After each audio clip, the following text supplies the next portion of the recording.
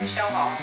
So we're currently Compassionate Groom Spa. We were Michelle's Compassionate Grooming. I groom and I run this business, but I'm actually still an active vet tech. I'm from El Paso, Texas, and there's a lot of dogs on the street. There's a lot of dogs hit by cars there, a lot of dogs that don't get medical care. I've always grown up around animals. My mom has always rescued animals herself. I would always bring them home from school, elementary, middle school, high school, all the time. We were always saving them, rescuing them, feeding the cats outside, that kind of stuff. My mom had told me when I was 2 or 3 I wanted to be the animal doctor is how I said it. With my mom bringing all kinds of dogs and stuff, a lot of them were sick or had injuries. I wanted to be able to provide something for animals like that. At that time I wanted to have a vet clinic and do low cost stuff. We've always been big on animals, rabbits, ferrets, we had it all.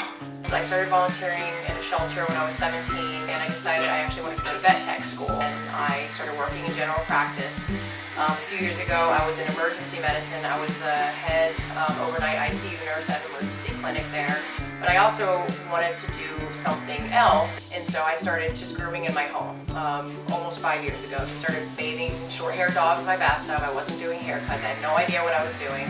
And I started to get a few good clients that are still here today. Actually, Snickers is one of them. I started hearing a lot of the horror stories from corporation groomings of animals getting hurt, fighting, getting killed even, and I wanted to provide something that animals were more comfortable, where people left knowing that they were going to get their pets back and not wondering if something could happen. Because animals can't think for themselves, they can't take care of themselves, they can't tell someone if something has happened, so it's really kind of down to us to make sure that they are treated the absolute best they can and that the owners and the pets have nothing to worry about. They need compassion to have healthy behaviors and to feel good about themselves. If dogs aren't confident in themselves, that's when you start getting, the aggressive or fearful behaviors. If we can be compassionate to them and understanding to how they feel and what's going on, then we can essentially mold a happy, healthy animal. Most people today see pets as family more than even just a pet. It's an actual family member. So definitely treating them as such and treating them as a member of their family is super important to us. And we care just as much about your pet as you do, because I would want someone to care just about as much about my pet as I do.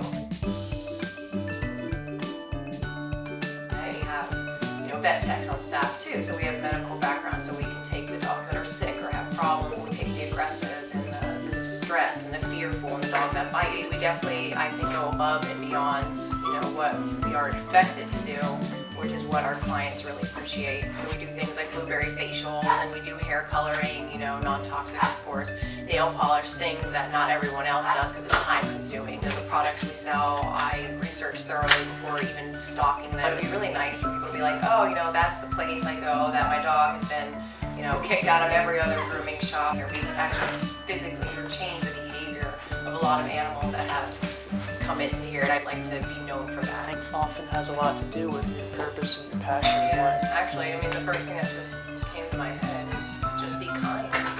I don't know, that's like the first thing that just kind of came to my head, like just in general, just be kind, in every aspect of your life, animals especially, that's what we are, but children, your life, to each other, just be kind, good people.